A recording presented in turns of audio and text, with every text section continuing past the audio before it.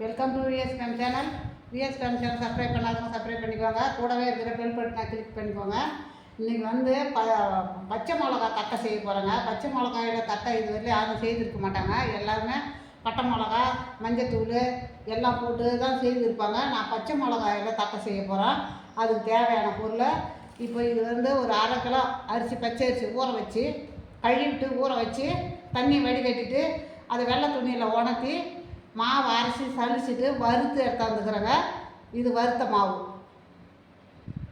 அந்த ஊற வச்சு கழுவி ஊற வச்சு அதை மிக்சியில் போட்டு அரைச்சி எடுத்து அதை உணர்த்திட்டு துணியில் வெள்ளை துணியில் உணர்த்திட்டு மிக்சியில் போட்டு அரைச்சி அந்த மாவை சலிச்சு வறுத்து எடுத்தாந்துருக்குறேன். இந்த மாவு இப்போது ஒரு 25 கிராம் உளுந்து வறுத்து அதை நல்லா பொடி செய்து எடுத்தாந்துருக்குறேன் பாருங்கள். அதை போட்டுக்கலாம். ஒரு 25 கிராம் இருக்கும். ஒரு படி போட்டோம்னா 50 கிராம் போட்டுக்கோங்க. இப்போது கடலைப்பருப்பு இதுக்கு தேவையானது, அதுவும் கொஞ்சமாக ஒரு 25 கிராம். இப்போது வெண்ணெய் போட்டுக்கலாங்க. வெண்ணெய் ஒரு 50 கிராம் இருக்கும். வெண்ணெய் போட்டுக்கலாம்.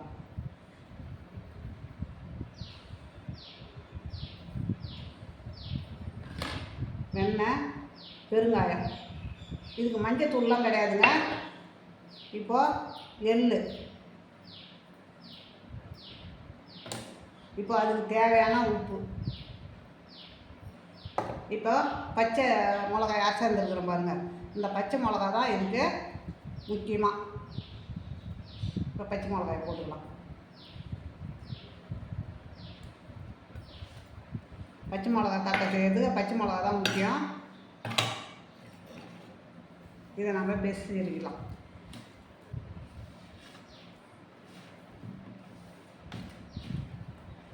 தண்ணி ஊற்றி நல்லா பெருசிக்கணும். அந்த பட்டர் போட்டிருக்குறோம் இல்லையா, அது நல்லா எல்லா பக்கமும்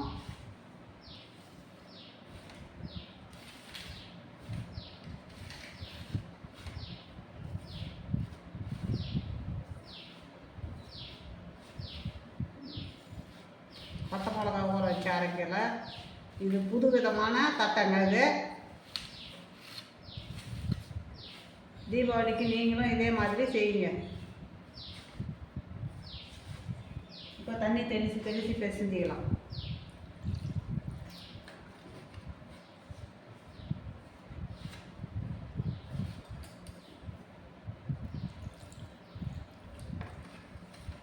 நம்ம சப்பாத்தி மாவு அளவுக்கு பிசைஞ்சிக்கணும். தண்ணி அதிகமாக தண்ணி ஊற்றக்கூடாது.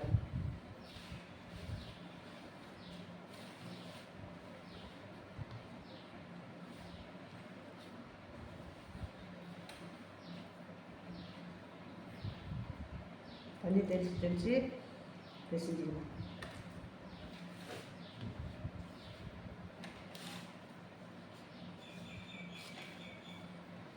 சூப்பராக இருக்கும் இந்த தட்டை. நீங்கள் உங்கள் வீட்டில் செய்து பாருங்கள்.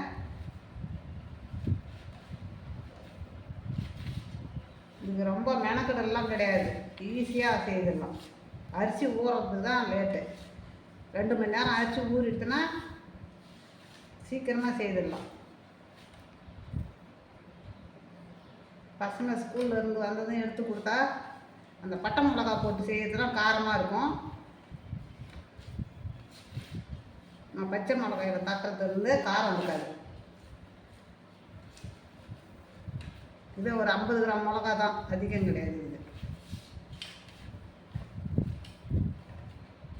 சாரி 50 கிராம் வந்து 1 கிலோவுக்கு. ஒரு 25 கிராம் தான் இந்த அரைப்படி அரிசிக்கு.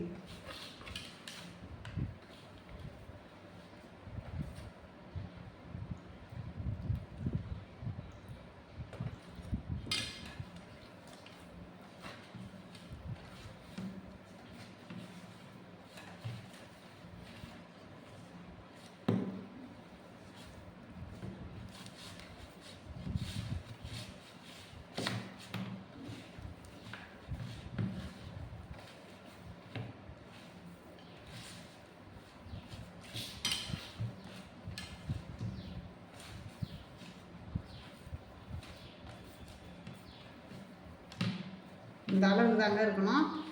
நம்ம சப்பாத்தி மாவு எந்த அளவுக்கு இருக்குதோ அதே அளவுக்கு தான் இருக்கணும். அதுக்கு மேலே நீங்கள் தண்ணியை விடக்கூடாது, டைட்டாகவும் இருக்கக்கூடாது ரொம்ப.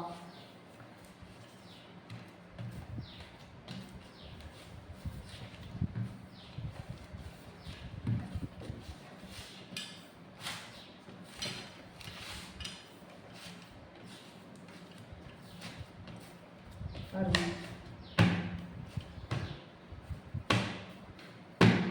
இது இப்படியே இருக்கட்டும்.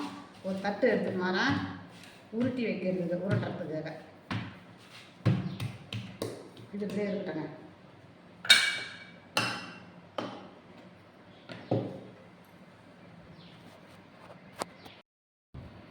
உருண்டை பாருங்கள், இந்த அளவுக்கு உருண்டை பிடிச்சி வச்சுக்கோங்க. இந்த அளவுக்கு நீங்கள் உருண்டை பிடிச்சி வச்சுக்கணும்.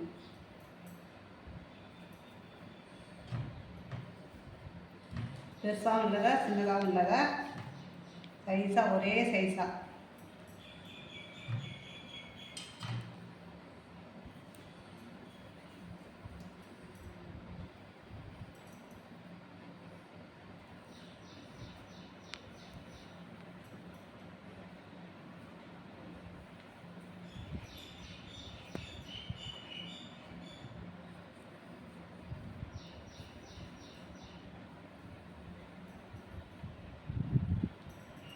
இந்த மாதிரி ஒரே சைஸாக பிடிச்சி வச்சுட்டு, நம்மளுக்கு பிளாஸ்டிக் பேப்பர் இருந்தால் பிளாஸ்டிக் பேப்பரில் நம்ம தட்டிக்கலாம், இல்லாட்டி வாழை இலை இருந்தால் வாழை இலையில் தட்டிக்கலாம்.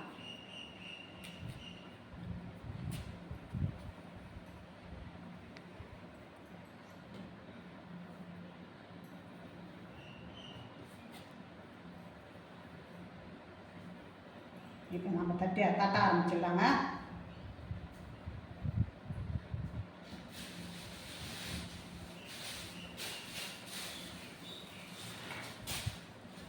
இப்போ கப்பு இல்லை என்கிட்ட, அதனால் இந்த பெரிய கப்பு எடுத்துக்கிறேன்.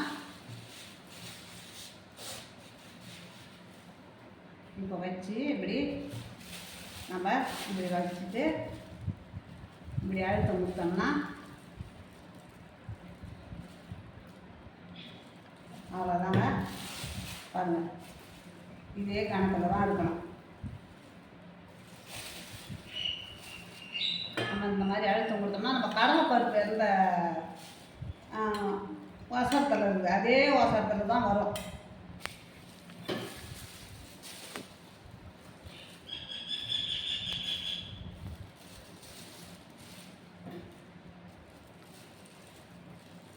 இப்போ கப்பு இல்லை, கப்பு இருந்தால் நம்ம சைஸ் நம்ம காமிச்சிக்கலாம். கப்பு இல்லை என்கிட்ட.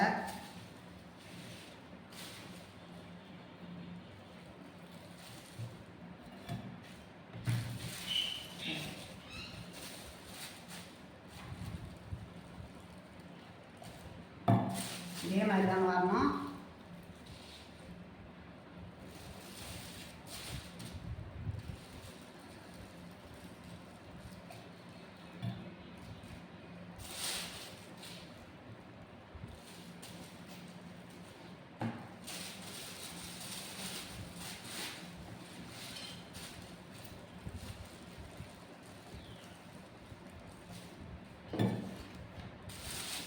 இன்னும் ஒரு இலையை எடுத்துக்கலாங்க. இந்த மாதிரி நல்லா வளவளன்னு இருக்கணும் இலை. வளவளன்னு இருந்தால் தான் நம்ம அதில் தட்டுறதுக்கு ஈஸியாக இருக்கும்.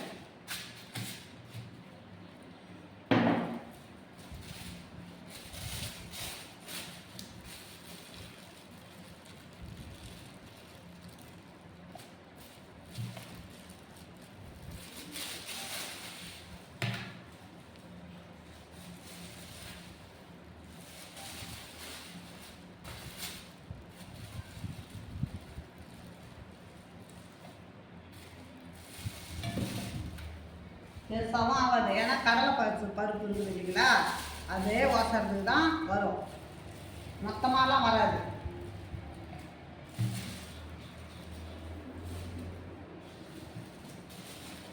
நீங்களும் இதே மாதிரி வாழை இலை இருந்தால் வாழை இலை தட்டிங்க, இல்லைன்னா டிஷ் பேப்பர் இருந்தால் கூட அதில் வச்சு தட்டிப்பீங்க. இப்போ நம்ம எண்ணெய் வச்சு கடாயில் எண்ணெய் வச்சு ஊற்றி காய வச்சுட்டு வரலாம்.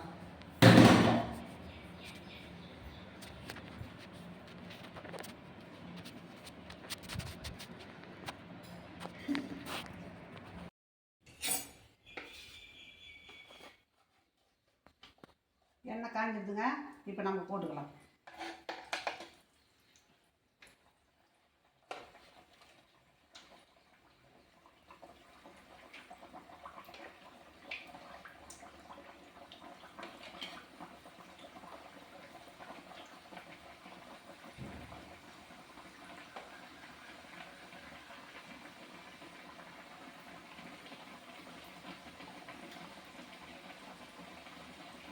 அதே வேகட்டுங்க.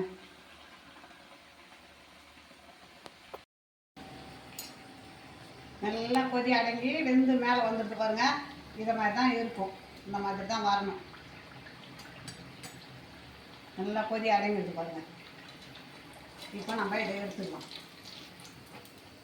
இப்போது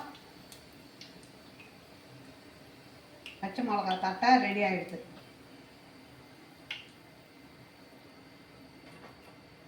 இப்போ நம்ம இதெல்லாம் எடுத்து போட்டுக்கலாம்.